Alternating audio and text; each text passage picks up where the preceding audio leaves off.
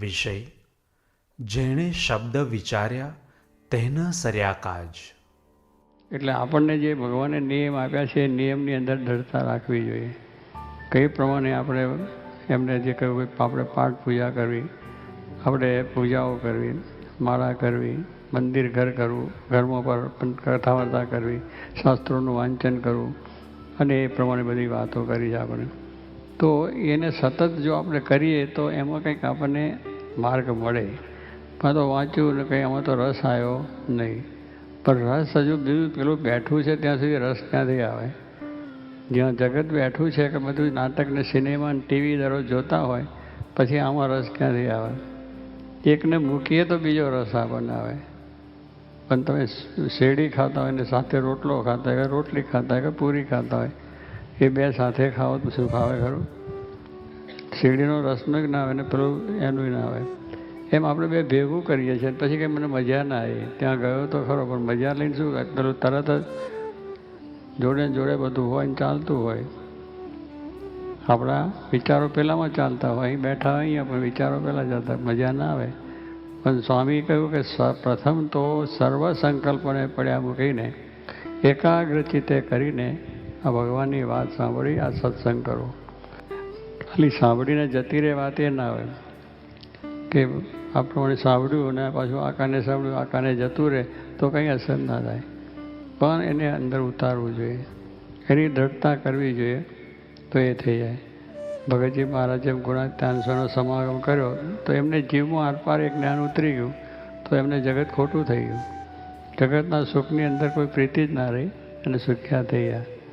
એમ આપણે આ શિબિરની અંદર આ એક લાભ લેવા આવ્યો અને એમાંથી પણ જો કોઈક થોડીક વાત જો સમજાઈ છે, આ વાત તો બહુ મહત્વ છે. એટલે આ વાત થોડી છે.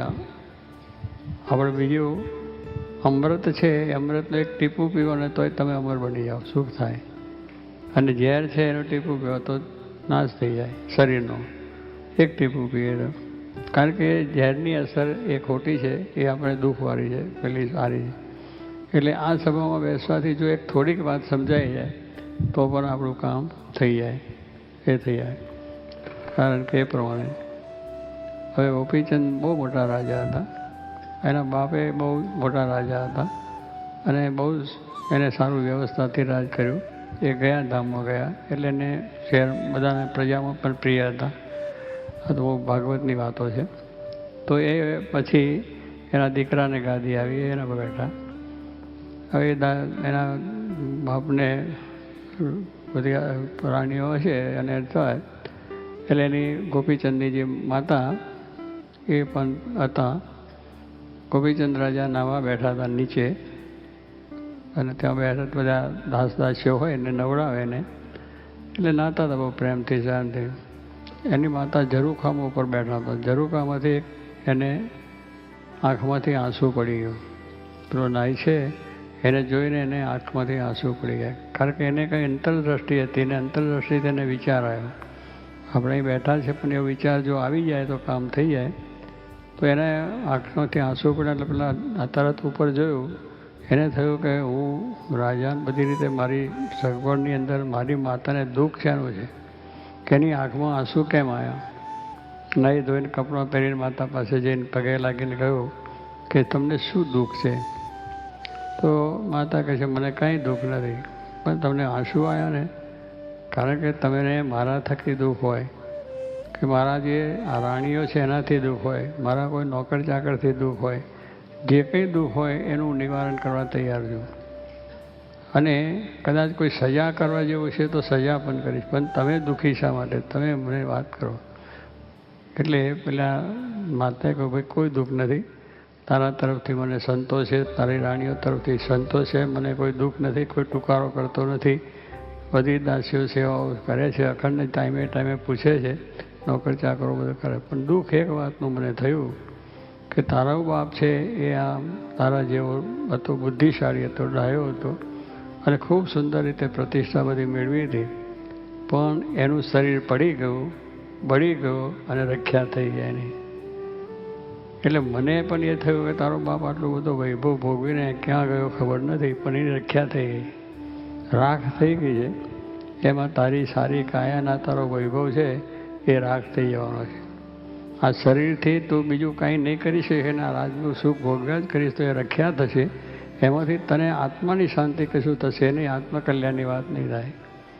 માટે તું જો મને હું તને શબ્દ કહું છું કે તું કોઈ જા અને સારા સત્પુરુષને સરને જઈ એમનો આશરો લઈ અને એમનો સત્સંગ કરીને ભગવાનની ભક્તિ કરી ભગવાનનું સ્વરૂપ ઓળખીને આત્મા પરમાત્માનું જ્ઞાન પ્રાપ્ત કર, તારા આત્માનું કલ્યાણ કરે છે. આટલો શબ્દ લાગી ગયો અને એક જ શબ્દ થયો કે આ તારા કલ્યાણ માટે આ વસ્તુ છે, બાકી આ રખ્યા થશે, આ બધું રખ્યા થવાનું. ત્યાંથી એને વૈરાગ થઈ ગયો. એક શબ્દ લાગી ગયો, શબ્દના માર્યા મરી ગયા અને શબ્દે છોડ્યા રાજ, જેને શબ્દ વિચાર્યા તેના સર્યા કાજ. શબ્દના માર્યા માણસો મરી જાય. કોઈ તમે ઘરની અંદર બૈરાને કંઈ બોલી જાઓ તો આપઘાત કરે, બૈરાથી પુરુષને કંઈ થાય તો એ આપઘાત કરે, છોકરોને આપઘાત કરે, બીજો માણસે કંઈ સમાજમાં હોય ને કંઈ તમે એવું બોલી ગયા એને માટે તો એને એટલું બધું લાગી આવે તો માણસ આપઘાત કરે છે. શબ્દના માર્યા મરી ગયા. શબ્દથી મોટી લડાઈઓ થાય છે કે હું એ કહ્યું મને, અને એ પ્રમાણે આપણે મુશ્કેલી થઈ જાય છે. આજે મહાભારતનું યુદ્ધ થયું તમે જાણો છો એ કે દ્રૌપદી એટલે પાંડવોના પત્ની, દુર્યોધન કૌરવનો એ દુર્યોધન, અને રાજમહેલમાં દ્રૌપદી બેઠા હતા ઝરૂખા આપણને પેલા અને દુર્યોધન આવ્યો અને દુર્યોધનની મહેલમાં આવે છે એટલે પાણી હતું ત્યાં, જમીન પાણી દેખાય પણ જમીન હતી, જમીન હતી ત્યાં પાણી હતું, એવી રચના કરેલી.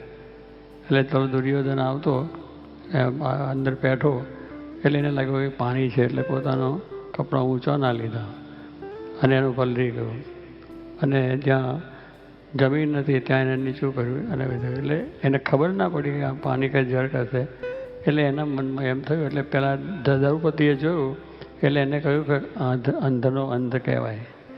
આ દુર્યોધનનો બાપ આંધળો છે, એનો છોકરો પણ આંધળો છે, ખબર નથી પડતી કે આ પાણી છે કે છે.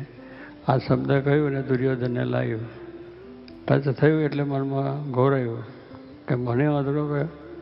હવે આંધળો તેનો બાપ હતો જેને કહેવું કે આંધળો તો ખોટું હતું. તમે કોઈ આંધળો જતો એને કહે એ આંધળા તું ખસ એમ કહો તો જરા દુઃખ લાગે, પણ કહે એ સુરદાસજી જરા આમ રહેશો, એને બહુ સારું લાગે. વાણીની મીઠાશ એ પણ અગત્યની વસ્તુ છે. એક વાણીથી આપણે શાંતિ થાય ને એક વાણીથી આપણે દુઃખ થાય. સંતની વાણી એ પવિત્ર છે, ભગવાનની વાણી છે, સર્વના સુખની વાત. જોગીમાની વાત તમે સાંભળો, સાદી સિમ્પલ વાત પણ તમને રસ પડી જાય, સાંભળ્યા જ કરો. ભલે સમજાય ના સમજાય તો પણ આનંદ થાય એમ નહીં. એમની વાત બોલવાની કરવાની લટક બીજું ત્રીજું, કારણ એમના ભગવાન સિવાય બીજું હોય ને બીજાને કોઈના માટેનું પેલી બીજી વાત જ ના આવે. ઘણો આવો છે ટીકડો છે, ભગવાનની વાત, મહિમાની વાત, મહિમાની વાત ટોલતા જાય ને કહેતા જાય તે સાંભળવાની મન થાય. તો કહેવાનું શું છે કે એ વાણી સારી હોય તો આપણે અસર શરીરમાં કરી જાય ને આપણું કામ થઈ જાય. તો એ દુર્યોધનને કહ્યું અને મહાભારતનું યુદ્ધ થયું. પછી રાજી ના આવ્યું, લડાઈ થઈ, એનો દ્રૌપદીને હેરાન પણ થવું પડ્યું. મુશ્કેલી એમાં આવી અને બધું જુગાર રમ્યા, જુગારમાં હારી ગયા. એમાં પત્ની મૂકી દીધી. યુધિષ્ઠિર રાજાએ છે આ તો જો તમે બધા જુગાર રમતા કેટલા માણસો આવું પણ કરે છે, પોતાની પત્ની પણ મૂકે છે લોકોને કે પોતાની પત્ની એને મૂકીને પહેલાંને એ રીતે આપણે આંધળા થઈ જાય છે આ બાબતની અંદર. એટલા જુગાર છે, દારૂ છે, વ્યસનો છે, ભયંકરમાં ભયંકર છે. આ સમાજનું પણ આજે વર્ગ્યું છે અહીંયા આગળ. એટલે આપણે જેને કામો શું છે ના પણ આપણા માટે છે જ નહીં. દ્રઢતા થવી જોઈએ આપણને એક જ. આ શિબિરમાંથી આપણે જઈએ કે એક કોઈ દાડો આ મોડો આપણા હોય, બહુસાર આપણા મોડામાં ન હોય, આપણામાં કોઈ તમાકુ ન હોય, કંઈ જ કોઈ જાતનું વ્યસન ન. ભગવાને જે ખાવાનું આપ્યું છે એ જ ખાવાનું, એ જ આપણે ઓઢવાનું, પહેરવાનું, બેહવાનું છે. તો એમાંથી થઈ જાય તો કહેવાનું છે કે આવા શબ્દો જો એક લાગી જાય તો શું કે આપણી જિંદગી સંપૂર્ણ થઈ જાય. ભગવાનના ધામમાં એક જિંદગીથી આપણે પડી જઈએ તો નરકમાં જતા રહે. તો આ એક શબ્દ લાગવાથી મોટું મહાભારત થયું. એમ ગોપીચંદને પણ એક શબ્દ લાગી ગયો તો વૈરાગ લઈ લીધો અને ભગવાન પછીની વાત થઈ ગઈ. તો શબ્દના માર્યા મરી જાય છે. શબ્દે જોડ્યા રાજ છોડી દીધું એને અને ભગવાનનું કામ કરી લીધું. કેમ કહેવાનું શું છે કે આવી રીતે એક શબ્દ પણ જો આપણને સમજાઈ જાય તો આપણું કામ થઈ જાય છે, આત્માનું કલ્યાણ થઈ જાય છે, મોક્ષ થઈ જાય છે.